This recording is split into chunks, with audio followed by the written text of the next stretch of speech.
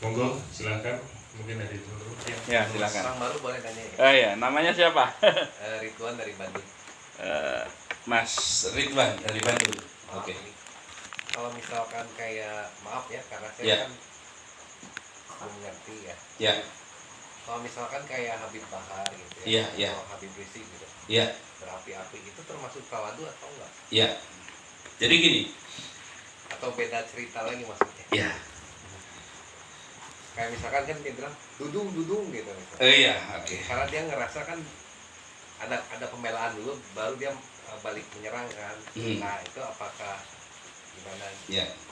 Jadi gini, pertanyaannya adalah bagaimana pembawaan sikap gitu ya, sikap daripada mungkin yang banyak dilihat dari Habib Bahar ataupun Habib Rizik gitu ya.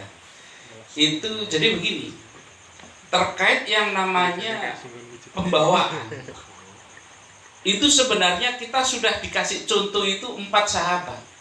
4 sahabat itu yang utama. Ini inti 4 sahabat yang disebut dengan 4 khalifah ini gitu ya, yang sunnahnya itu wajib kita contoh. Kalau mereka membuat suatu sunnah walaupun Rasulullah belum pernah melakukan, itu wajib kita ikuti. Ini namanya 4 khalifah. Yang pertama adalah khalifah Abu Bakar As-Siddiq radhiyallahu an, kemudian khalifah Umar bin Khattab radhiyallahu an, kemudian Ali bin Abi Thalib, Utsman bin Affan, Ali bin Abi Thalib karramallahu wajhah. Nah, karakternya itu beda-beda. Walau yang lembutnya luar biasa itu adalah Abu Bakar As-Siddiq. Itu karakternya lembutnya luar biasa. Terus kalau Umar bin Khattab, galaknya luar biasa. Nah, di pertemuan kemarin saya sampai contohkan galaknya Abu Bakar ini. Umar bin Khattab itu ya, galaknya luar biasa. Ketika dia diberikan mandat oleh Rasulullah misalkan menjaga pasar itu, menjaga pasarnya umat Islam pada waktu itu supaya disiplin. Nah itu bawaannya pentungan itu. Nah, ada yang nggak disiplin itu ya langsung pentung itu. Itu memang luar biasa itu tidak ada orang yang tidak kena marahnya Umar bin Khattab itu. Itu memang terkenal galaknya sampai minggu kemarin saya ceritakan sampai Ali bin Abi Thalib gitu ya. Ali bin Abi Thalib itu sampai penasaran gitu. Semua orang itu kalau hadapan sama Umar itu mesti dimarahi nih. Saya penasaran sebenarnya ini kalau saya kepengin lihat Umar takut. Ini kepengin lihat Umar takut ini. Sampai Ali bin Abi Thalib itu minta berdoa kepada Allah, minta kasyaf. Kasyaf itu supaya dibukakan matanya untuk mampu melihat yang gaib. Ketika Umar bin Khattab itu dicabut nyawanya. Jadi ketika sakaratul maut itu minta Ali bin Abi Thalib minta kasyaf supaya bisa melihat bagaimana meninggalnya ruhnya nanti Umar bin Khattab. Karena apa? Nah, Umar bin Khattab galaknya kayak gitu. Semua orang gak ada yang ditakuti. Mesti nanti kalau ketemu malaikat Umar bin Khattab pasti takut. Nah itu. Tanda kutipnya nakalnya begitu Ali bin Abi Thalib itu.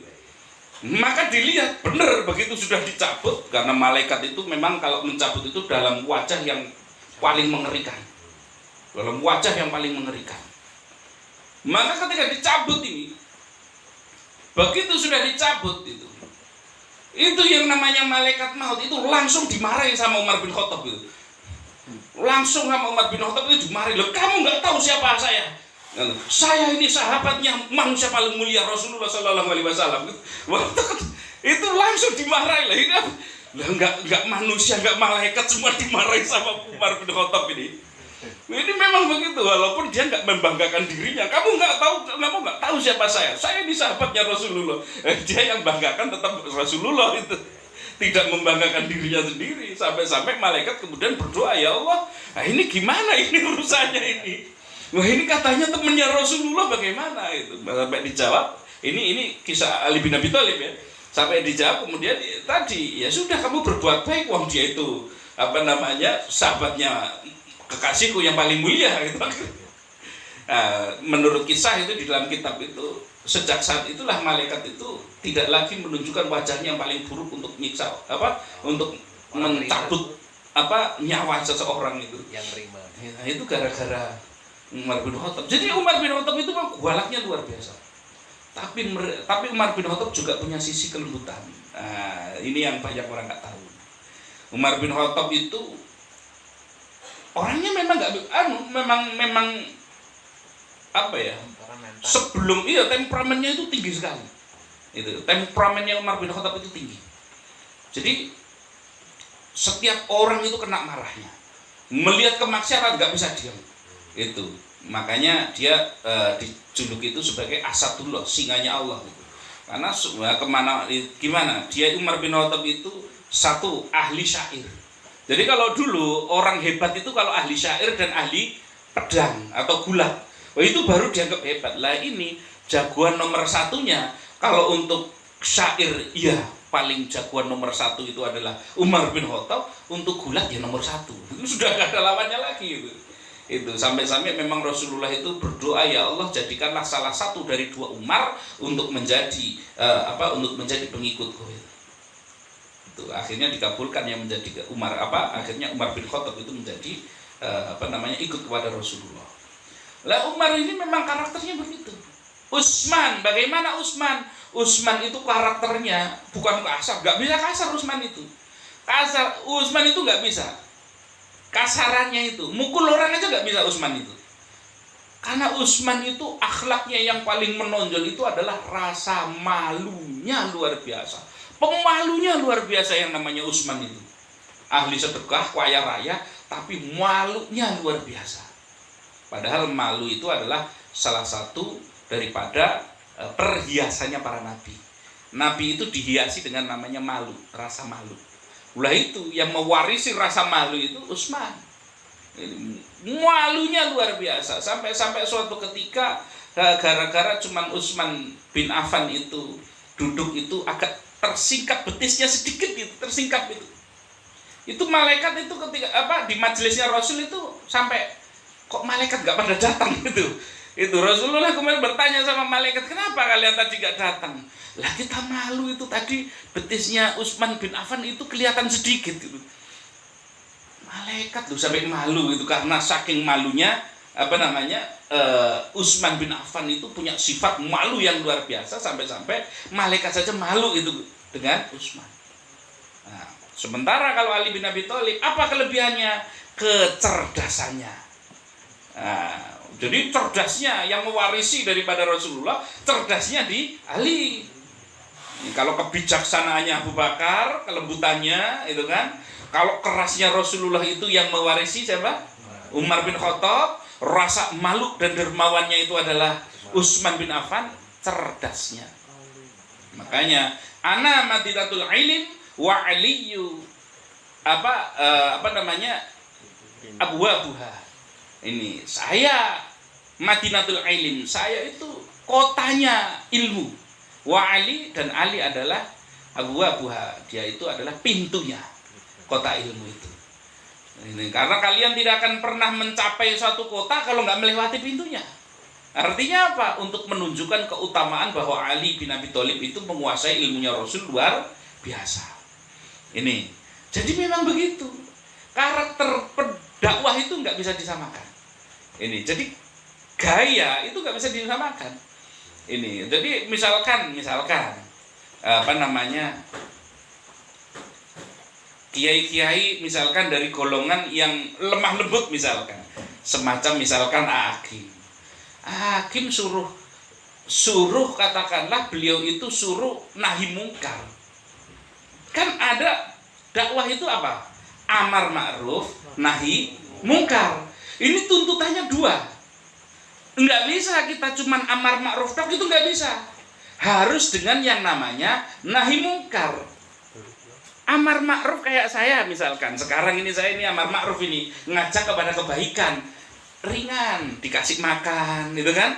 Nah, kita, hidangannya banyak, aman ini, karena amar ma'ruf, itu kan, dimuliakan, itu enak, karena amar ma'ruf. Karena amar ma'ruf itu ngajak-ngajak kepada kebaikan, aman.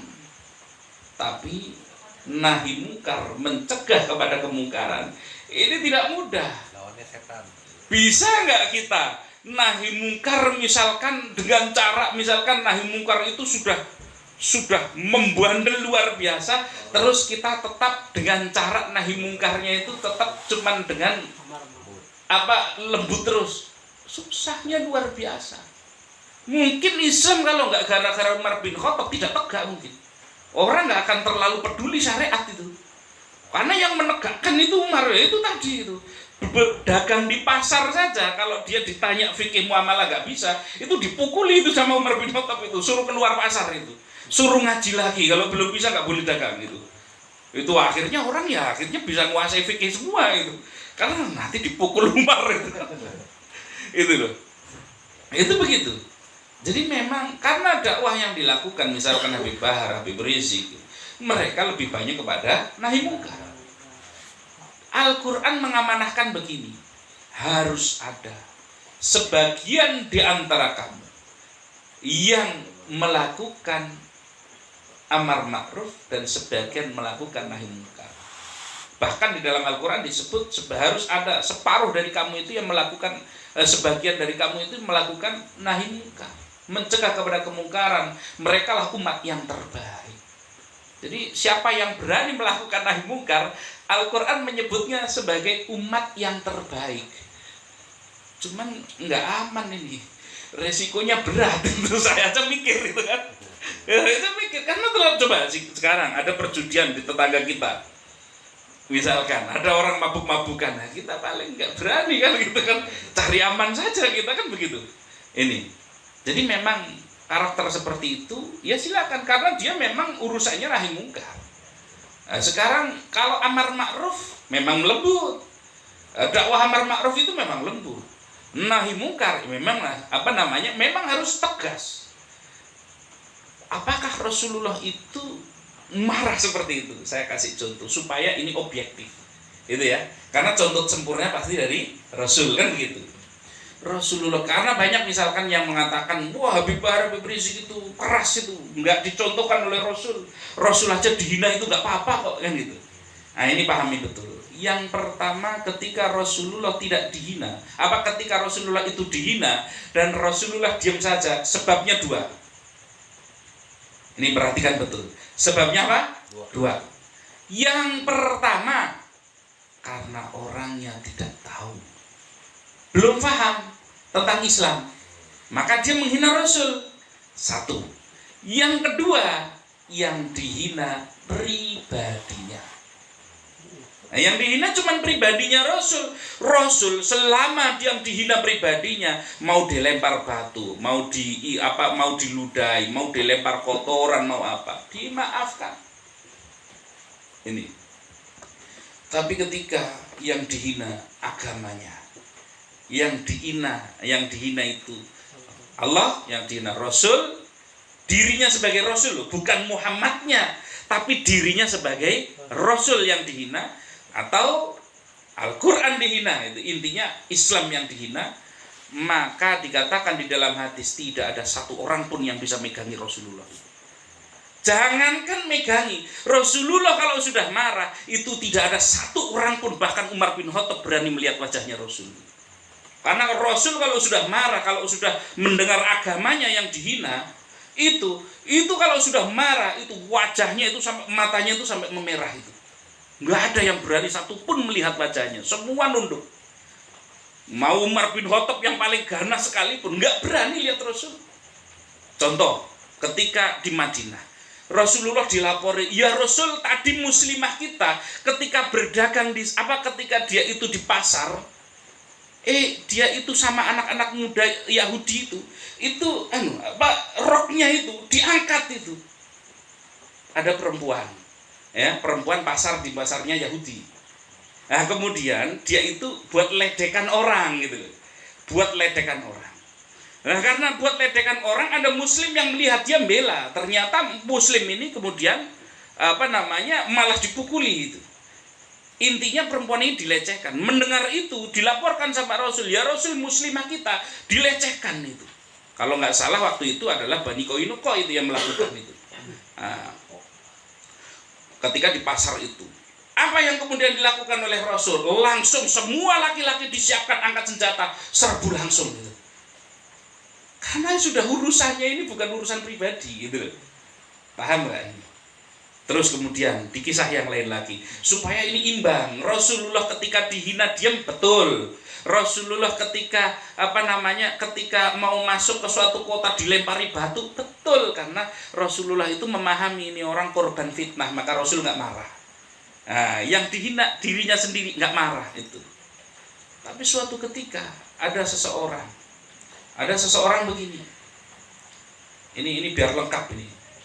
Jadi beda kapan Islam itu logis, kapan dia lembut, kapan dia tegas itu. Suatu ketika ada seorang sahabat itu, ada seseorang itu yang dengan sengaja melecehkan Rasulullah di pasar, teriak-teriak. Melecehkan Rasulullah dengan kata-kata yang luar biasa, melecehkan. Ini. Maka dilaporkan oleh orang-orang kepada Rasul, ya Rasul itu di pasar, si fulan itu melecehkan engkau dengan mengatakan begini. Ini. Apa kemudian? Karena dia yang menghinanya adalah sebagai Rasulnya itu. Ini. Udah biarin aja. Menghinanya itu sebagai Rasul. Maka apa yang dilakukan oleh Rasul? Langsung Rasulullah berdiri menyampaikan kepada para sahabat yang bersama pada waktu itu, disampaikan, siapa di antara kalian yang berani penggal kepala orang itu. Maka kemudian Ali bin Abi Thalib menyatakan, saya berani ya Rasul. Udah, kamu berangkat sana. Langsung duel itu. Datang ke pasar, temui orang itu, duel 1 lawan 1 itu. Dipenggal kepalanya sama Ali bin Abi Thalib. Keras nggak Rasul? Karena yang dihina sudah urusan akidahnya sebagai Rasul. Kalau sebagai pribadi nggak marah Rasul. Itu. Kalau sebagai pribadi nggak marah. Pernah suatu ketika di zaman Umar, ini beda sekarang, di zaman Abu Bakar As-Siddiq. Abu Bakar terkenal apanya tadi? Lembutnya dan bijaknya, kan begitu. Suatu ketika di zamannya Abu Bakar As-Siddiq terjadi begini. Ada seseorang itu yang Khalifah Amirul Mukminin memerintahkan seorang untuk menarik pajak, zakat, untuk menarik zakat. Kemudian kepada orang tersebut, orang ini mengatakan, dia ditemui. Saya diperintahkan, pegawai ini mengatakan, ya, amil ini mengatakan, saya diperintahkan oleh Abu Bakar As-Siddiq sebagai Amirul Mukminin untuk narik zakat. Karena zakat ini adalah perintahnya Rasulullah Muhammad SAW. Apa jawab orang ini? Oh, yang perintah Muhammadmu. Kira-kira ini kata-kata menghina nggak kira-kira? Kata-kata ini menghina nggak menurut Anda? Menurut menghina nggak ini? Menghina nggak? Menghina pribadi. Enggak, menghina Rasul nggak ini kata-katanya? Iya. Dia mengatakan begini. Ini karena saya disuruh menarik zakat karena zakat ini adalah syariat yang diperintahkan oleh Rasulullah Muhammad SAW. Orangnya mengatakan, oh Muhammadmu yang nyuruh. Kira-kira menghina nggak ini kata-kata ini? Menghina. Orang ini langsung nggak terima ini amil ini. Langsung cabut pedang, langsung putuskan lehernya itu. Itu langsung emosi, langsung putuskan leher. Akhirnya ditangkap ini. Amil ini ditangkap rame-rame. Dihadapkan kepada Khalifah Abu Bakar As-Siddiq. Orang yang lembut, bijaksana. Dihadapkan kemudian ditanya amil tersebut, apa betul tuduhan orang-orang yang mengatakan bahwa kamu itu sudah memenggal kepala seseorang? Betul, ya Amirul Mukminin. Kenapa kamu memenggal kepalanya? Karena ketika saya sampaikan bahwa saya diperintahkan engkau untuk menarik zakat, karena zakat adalah syariat yang diperintahkan oleh Rasulullah Muhammad SAW, dia mengatakan, oh yang perintah Muhammadmu, maka saya emosi, jadi saya penggal duluan. Apa kata Abu Bakar As-Siddiq? Karena kan hukum orang membunuh itu dibunuh. Apa kemudian yang dikatakan oleh Khalifah pada waktu itu? Seandainya saya di situ dan saya mendengarnya, maka pasti saya duluan yang penggal kepalanya. Karena yang dihina itu adalah rasulnya, kerasulannya yang dihina itu. Itu loh. Sudah jelas-jelas pada waktu itu semua orang sudah tahu kalau memang Rasulullah itu adalah kedudukannya adalah sebagai Rasulullah. Lah kok berani menghina? Ini. Nah ini. Jadi ternyata ada kisah-kisah yang memang seperti itu. Ada waktunya keras, ada waktunya lembut. Makanya nggak ada. Kalau Rasul itu, makanya Rasul itu idealis. Idealis luar biasa. Kalau sedang di medan pertempuran, itu dikatakan Rasulullah itu seperti orang yang tidak pernah mengenal cinta itu. Walau sudah di medan pertempuran luar biasa itu, sebagai panglima itu luar biasa itu. Tapi kalau sedang di rumah bersama istri, bersama keluarga, bersama anak, semua akan mengatakan Rasulullah seperti manusia yang belum pernah melihat perang. Saking lembutnya, saking kasih sayangnya itu. Ini, maka kita pun harus menyesuaikan. Maka kita memang keperluannya apa dulu kan gitu. Nah, itu jadi terkait dengan misalkan, misalkan kata-katanya misalkan kasar, bisa jadi memang itu kasar, tetapi ada waktunya di mana mungkin mereka berpendapat sendiri. Bagaimana ketika misalkan di dalam Al-Quran dikatakan sendiri orang yang menghina Allah, orang yang menghina syariat Allah, orang yang menghina Rasulullah, maka dia itu derajatnya lebih rendah daripada anjing. Nah, misalkan begitu, itu dikatakan derajatnya lebih rendah dari anjing gitu. Nah, maka kalau ada orang menghinakan orang yang menghina Allah itu, maka itu sesuatu yang dia kalau ngambil dasar itu ya nggak ada masalah. Wong dia jelas-jelas tahu kalau Allah itu Maha Kuasa, kok tiba-tiba merendahkan. Maka bagaimana hukumnya merendahkan orang yang merendahkan Allah? Maka tidak ada masalah itu. Bahkan sunnah. Itu kalau mau ambil pendapat yang itu loh. Itu seperti itu. Ini jadi silahkan kita mau di ranahnya amar ma'ruf atau nahi mungkar. Kalau sudah di ranahnya nahi mungkar, ya jangan dinilai dari sisi amar ma'ruf. Kalau dari sisi amar ma'ruf, ya jangan dinilai dari nahi mungkar. Maka jangan ada yang saling misalkan membetulkan kelompoknya sendiri, yang lemah lembut mengatakan itu kasar itu. Harusnya Islam itu lembut, rahmatan lil alamin. Enggak begitu, dia nahi mungkar. Lah yang nahi mungkar juga enggak boleh ngomong yang amar ma'ruf. Wah kok tiap hari cuman ngomong tok kayak gitu. Cuman lemah lembut terus gimana mau berubahnya? Loh dia amar ma'ruf. Gitu loh. Maka bisa dikatakan, maka seperti yang mungkin Habib Rizik sendiri katakan itu ya. Silahkan kiai lain tanam padinya. Ini yang Habib Rizik katakan itu.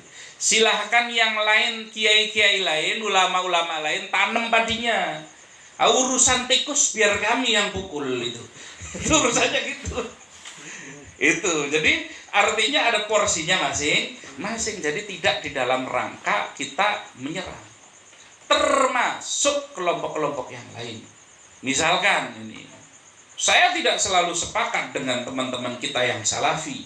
Misalkan dalam berbagai macam pendapat, saya tidak banyak yang tidak cocok.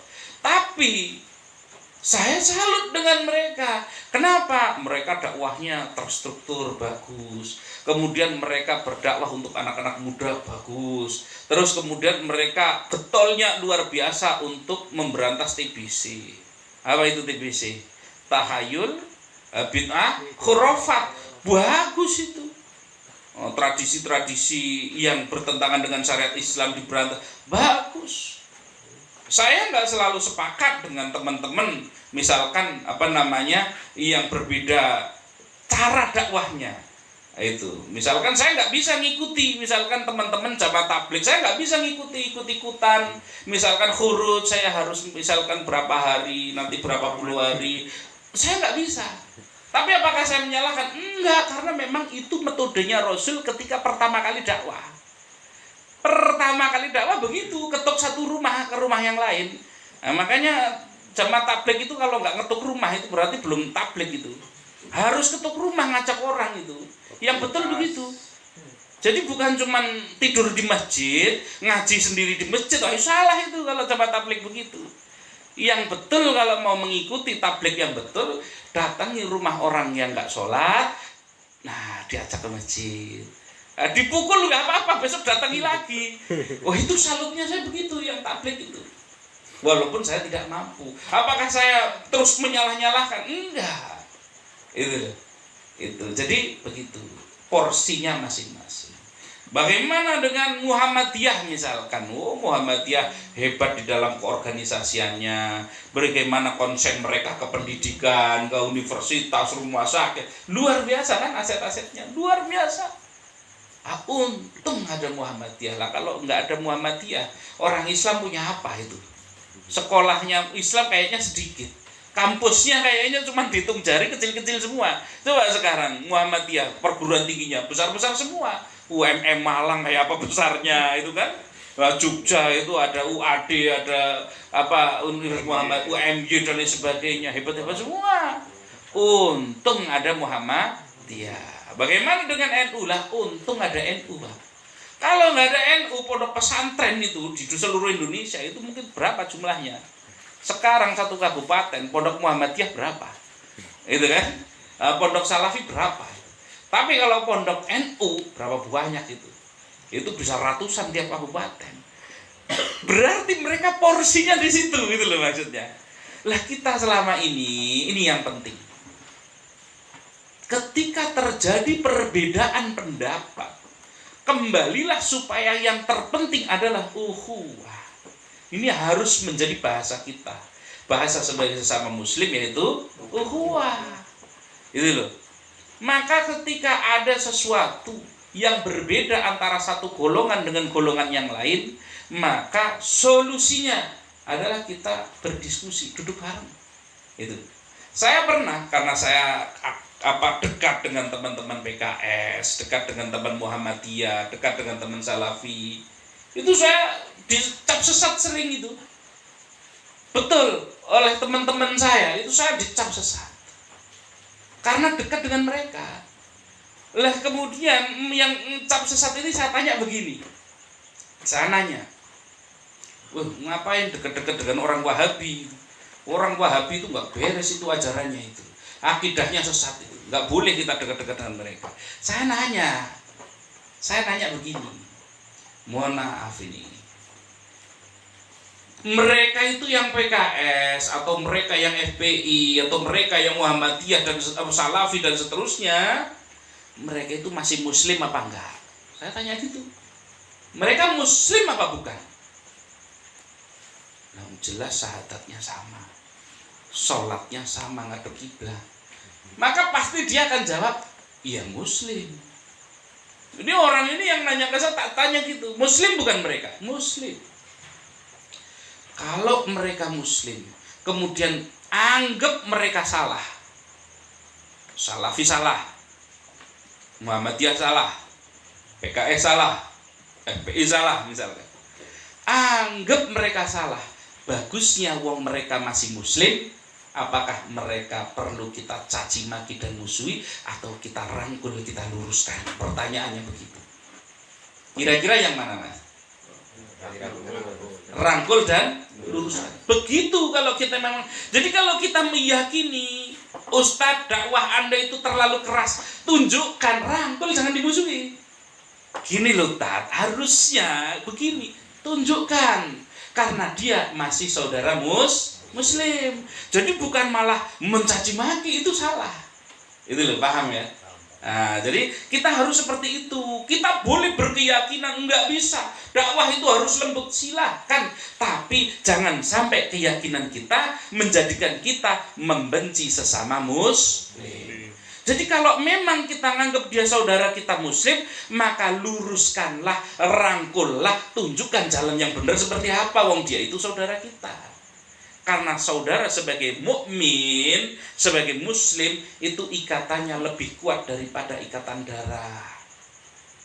Lebih kuat, jangan dikira ikatan darah itu bisa terputus. Ketika seseorang misalkan murtad atau pindah agama, itu terputus otomatis. Tapi kalau ikatan sebagai sesama muslim, walaupun bukan satu darah, tapi ketika dia sudah sesama muslim, maka ikatannya mengalahkan ikatan berdarah itu.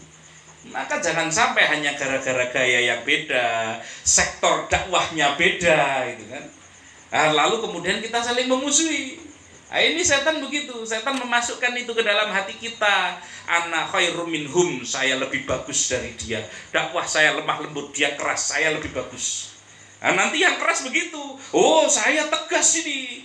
Dakwah saya lebih bagus, kamu lemah lembut, ala dasar kamu penakut, kan gitu. Nggak jadi, nggak ada tawaduknya ini, sesuai ini, nggak ada tawaduknya. Maka harus dihilangkan yang namanya ana khairum minhum. Ya, ana khairum minhum itu saya lebih baik dari dia. Enggak, dia lebih baik dari saya. Ini yang harus ditanamkan. Kalau setiap muslim, seandainya ini setiap muslim menganggap orang lain lebih baik dari kita, kira-kira damai nggak kira-kira sesama muslim? Enak, damai. Kalau semua tawaduk enak. Itu. Maka saya memang menolak untuk dibenturkan. Terus terang saja, saya menolak untuk dibenturkan dengan teman-teman Salafi, dengan teman-teman Muhammadiyah, dengan teman-teman FPI, dengan teman-teman NU, dengan teman-teman semua. Itu walaupun saya nggak ikut satu organisasi apapun, tetapi saya menolak itu. Kenapa? Karena saya yakin ukhuwah itu yang harus dinomorsatukan. Itu kalau ya tadi pertanyaannya, kalau dia masih saudara muslim kita, bagusnya kita rangkul dan luruskan atau kita pukul dan caci maki? Bagusnya yang mana? Kan begitu. Jawabannya udah jelas. Iya kan? Nah, kira-kira jelas apa enggak ini? Nah, itu ya. Silakan, ada lagi yang lain. Monggo. Oke, iya, monggo. Mas Miftah. Ya. Kalau misalkan ini apa namanya yang ada hubungannya dengan tawadhu tadi. Iya. Misalkan kalau diri saya merasa, misalkan saya merasa rendah gitu kan. Iya. Tapi kalau di dalam hati saya itu misalkan saya juga bisa gitu. Iya. Misalkan orang ada yang menyepelekan atau gimana gitu. Iya. Termasuk sifat apa itu? Jadi tawadhu itu adalah sifat kita itu di dalam amal soleh tadi, atau di dalam misalkan tadi terkaitnya itu adalah terhadap penilaian kita terhadap orang lain. Jadi misalkan begini, kalau orang lain itu bisa beramal, misalkan, wah dia hebat ya, bisa sedekah tiap hari itu 1 juta. Wah saya berarti ya bisa saya kalau begitu. Itu itu tawadhu apa bukan itu? Itu fastabiqul khairat itu. Berlomba-lomba. Fastabiqul khairat, berlomba-lomba di dalam kebaikan. Jadi ada iri, ya, ada iri yang diperbolehkan. Yaitu iri ketika seseorang itu berbuat baik kok kita nggak bisa. Ah itu kita boleh iri itu. Misalnya. Iri ketika seseorang itu ahli Quran kok kita nggak ahli Quran, itu boleh iri. Tetapi iri yang dimaksud adalah iri kok kita tidak bisa seperti itu, sehingga membuat kita jadi termotivasi untuk untuk mengikuti ini. Jadi kalau yang tadi itu bukan tentang, jadi gini, membanggakan, intinya tawadhu lawan tawadhu kan sombong ya. Lawan tawadhu apa? Sombong. Sombong itu maksudnya kita merasa diri kita itu lebih hebat, lebih baik, lebih tinggi, lebih terhormat dibandingkan orang lain. Tapi kalau orang lain membuat suatu kebaikan, kita yakin kita itu bisa mengikuti yang seperti itu. Saya mesti bisa itu kalau seperti itu. Wah teman saya bisa sehari 1 juz, masa saya nggak bisa? Saya pasti bisa. Maka itu fastabiqul khairat, itu bukan sombong itu. Itu ya. Ini. Jadi bukan kesombongan. Sombong itu kan alah cuma 1 juz. Saya 2 juz. Lah itu sombong itu. Paham ya bedanya ya? Nah itu. Jadi seperti itu. Jadi kadang-kadang memang kita itu beribadah itu bukan karena dorongan, karena kita itu memang ingin beribadah kepada Allah, tapi karena ingin mendapatkan pujian dari manusia itu ngaji membaca kitab ini, ngapalin hadis ini, nanti kalau sudah hafal 5 mau tak omong-omongkan kemana-mana biar terkenal saya ahli hadis gitu kan gitu. Nah ini yang belajar begini hilang ini berkahnya ini. Maka kalau belajar itu jangan untuk berdebat, jangan sekali-kali belajar karena untuk debat orang, jangan. Ini belajarlah karena kepingin tahu, belajarlah karena kepingin mengamalkan. Ini kadang-kadang orang sekarang itu motivasinya itu karena biar bisa menang debat gitu.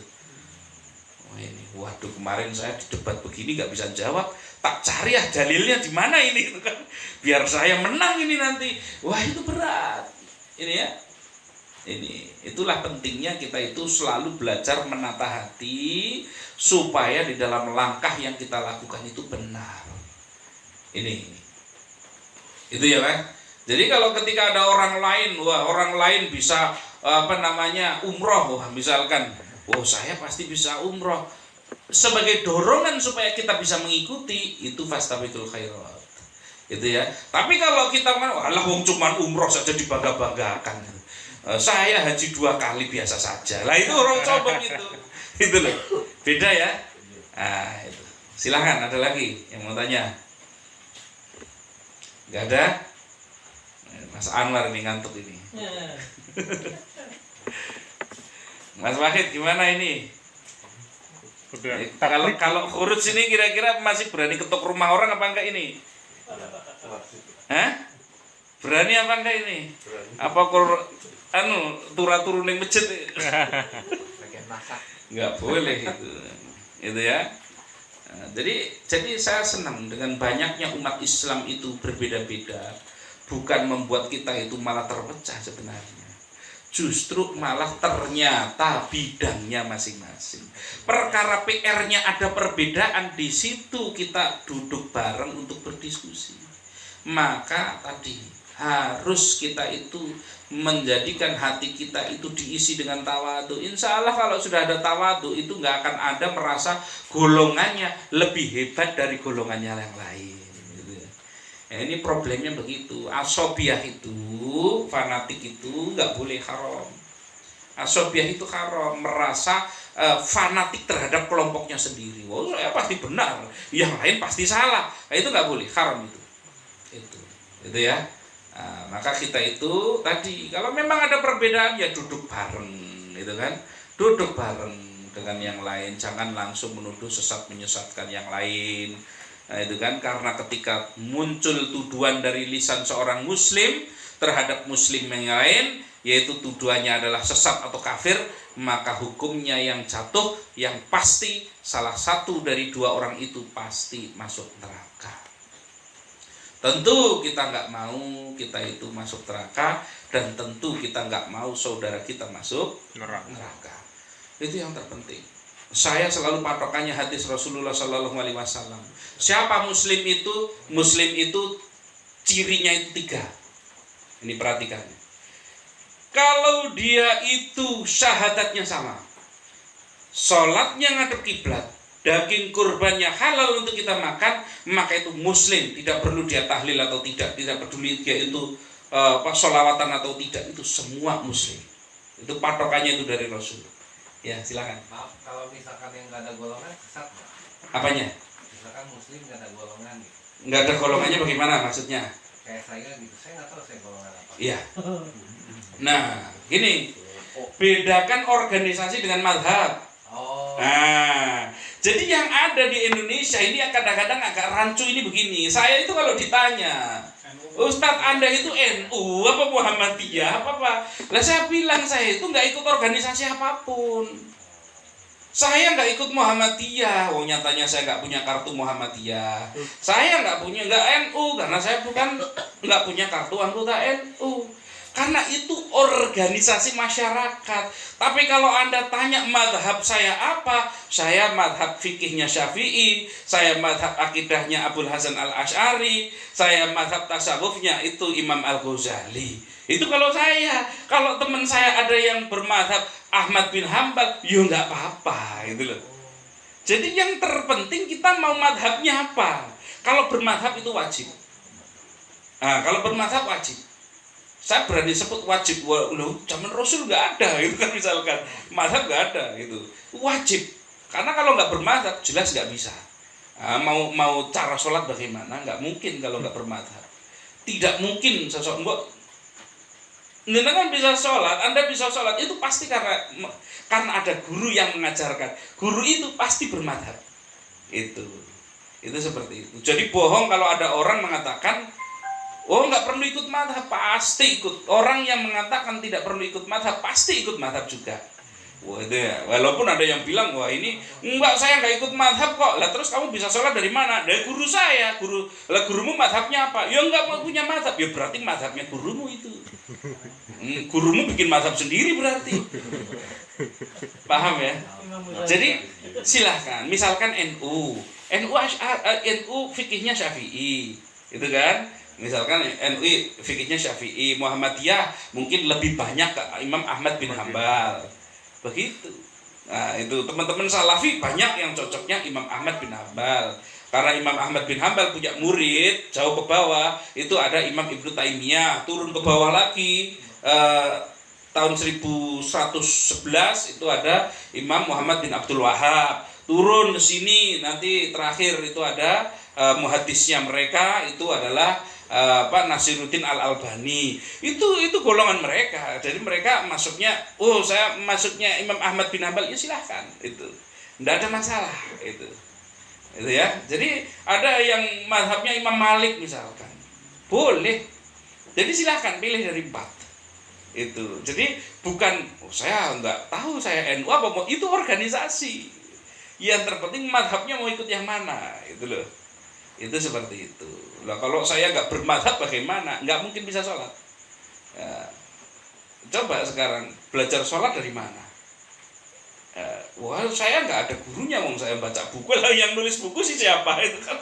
Itu seperti itu. Itu ya. Itu silahkan pilih madhabnya, bebas mau Imam Abu Hanifah boleh, mau Imam Malik boleh, mau Imam Syafi'i boleh, mau Imam Ahmad bin Hambal boleh. Uang Imam Malik itu punya murid Imam Syafi'i punya murid namanya Ahmad bin Hambal, turun ke bawah punya murid namanya Imam Bukhari, turun ke bawah punya murid namanya Imam Muslim. Itu cuma guru murid semua itu. Imam Bukhari ahli hadis luar biasa, Imam Muslim ahli hadis luar biasa. Itu saja nggak mendirikan madhab. Imam Bukhari sama Imam Muslim milih madhab Syafi'i. Itu walaupun gurunya Imam Ahmad bin Hambal, tapi madhabnya Syafi'i. Itu loh. Itu madhabnya Syafi'i. Jadi mereka yang ahli hadis saja. Kenapa madhab kok perlu madhab? Karena madhab itu ada kadang-kadang misalkan kalau tidak ada madhab, maka kita akan bingung gitu. Banyak hukum-hukum itu yang nggak jelas. Contoh, saya kasih contoh. Punya istri belum? Nah, istrinya itu kalau mens ya, kalau head itu paling minimal berapa hari, maksimal berapa hari? Saya tanya. Nah, suami nggak boleh nggak tahu nih. 7 hari. Hah?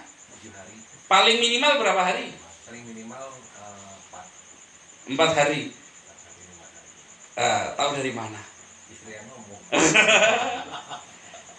Ini nggak ada di zaman Rasul, itu nggak ada. Di zaman Rasul, zaman sahabat nggak ada. Akhirnya dilakukan penelitian secara ilmiah oleh Imam Syafi'i, meneliti perempuan-perempuan yang pada haid. Imam ngurusi haid ini supaya ditemukan detailnya. Nggak cuma pendapat satu orang. Kalau itu kan cuma istrinya sendiri kan. Lah ini Imam Syafi'i, banyak orang dilakukan penelitian. Setelah dilakukan penelitian, maka akhirnya disimpulkan, hasil kesimpulannya disebut ijtihad. Ijtihad itu pendapat yang sungguh-sungguh. Itu namanya ijtihad.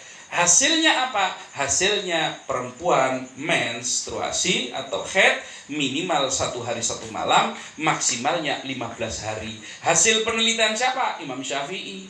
Lah zaman Rasul ada belum? Nggak ada zaman Rasul. Zaman sahabat belum ada. Zaman tabi'in belum ada. Baru ada di zaman tabi'ut tabi'in namanya, yaitu Imam Syafi'i. Lah ini diperjelas. Coba sekarang mau bayar zakat. Bayar zakat berapa? Oh, bayar zakatnya ini nanti 1 sok misalkan begitu. Nah, 1 sok ini berapa? Bingung ini. Itu kan? Wah ini akhirnya, ini segenggaman tangan. Bingung ini segenggaman tangan ini seberapa? 2 tangan dibeginikan berapa ini keluarnya? Ya kalau di sana gini kan kurma itu. Kalau di sini beras itu beda lagi ini. Nah itulah makanya perlu diperjelas dengan adanya fikih yang dirumuskan oleh para imam madhab untuk mempermudah itu. Enggak cuma masalah fikihnya, termasuk mengumpulkan hadis-hadis dimulai pada zaman imam madhab. Jadi harus ikut salah satu itu, karena kalau nggak ikut itu pasti nggak bisa. Yang mengatakan saya tidak bermadhab pun tak jamin 1000% pasti dia bermadhab, walaupun nggak sengaja bermadhabnya itu kayak gitu. Jelas apa enggak? Itu ada lagi pertanyaan? Sudah cukup? Gitu ya. Nah ini jadi tapi saya menghormati teman-teman kita yang tetap mengatakan saya tidak mau bermadhab karena madhab itu bid'ah. Ya silahkan, nggak apa-apa. Itu saya tidak memaksakan. Artinya misalkan ya sudah, kalau memang kita jadi tidak perlu sampai bermusuhan, cukup ya kita duduk bareng sambil makan diskusi kan enak gitu kan. Itu seperti itu. Insya Allah ketemu. Saya biasa mengisi hampir di semua golongan saya masuk. Saya ngisi tabligh akbar di Salafi, di teman-teman Salafi ya masuk. Saya di Muhammadiyah ya masuk, Dewan Dakwah masuk, Mujahidin masuk, FPI masuk, Muhammadiyah, NU masuk semua saya. Itu saya masuk semua malah. Karena nggak punya baju jadinya bisa masuk kemana-mana. Mungkin kalau saya jelas NU-nya mungkin nggak bisa masuk kemana-mana. Itu iya, sampai pernah salah kostum. Oh iya, undangan tabligh akbar. Biasanya tabligh akbar kan biasanya orang NU yang tabligh akbar itu. Wah, saya udah pakai baju menyesuaikan teman-teman NU gitu. Karena biar kan nggak aneh, nanti kalau saya menyesuaikan teman Muhammadiyah di NU kan nggak cocok juga itu. Itu saya sesuaikan itu. Udah pakai gamis, itu pakai serban, itu peci putih. Itu datang ke situ, loh satu masjid Salafi semua gitu. Ini agak salah kostum. Tapi mereka karena tahu saya itu orang yang biasa dengan perbedaan, mereka santai. Bahkan ngundang lagi. Itu. Jadi banyak yang ngundang lagi karena apa? Karena orang itu narasi membenci itu capek. Ya tuh? Capek kita itu harus saling benci, saling hujat sana sini kan gitu. Kan enak rangkulan bareng, makan bareng, diskusi bareng kan enak gitu tuh. Itu loh. Nah, maka itu saya berusaha untuk menjadi lemnya untuk teman-teman ketika mungkin satu dengan yang lain saling menjaga jarak, saya berada di antara jarak itu supaya terjadi biar lengket ini dari semua golongan. Saya memilih jalan itu. Itu ya. Terima kasih, semoga pertemuan pada malam hari ini menjadi manfaat untuk kita semua, baik di dunia maupun di akhirat. Dan insya Allah pertemuan malam ini pasti akan kita lihat lagi nanti di akhirat. Dan kita insya Allah tidak pulang dari tempat ini kecuali oleh Allah diampuni segala dosa-dosanya. Dan semoga atas keistiqomahan dari teman-teman semua, hujan kok datang ke majelis itu keutamanya luar biasa. Nah, maka insya Allah itu juga menjadi wasilah nanti kita mendapatkan syafaat dari Rasulullah SAW. Wabillahi taufiq wal hidayah. Assalamualaikum warahmatullahi wabarakatuh. Waalaikumsalam warahmatullahi wabarakatuh.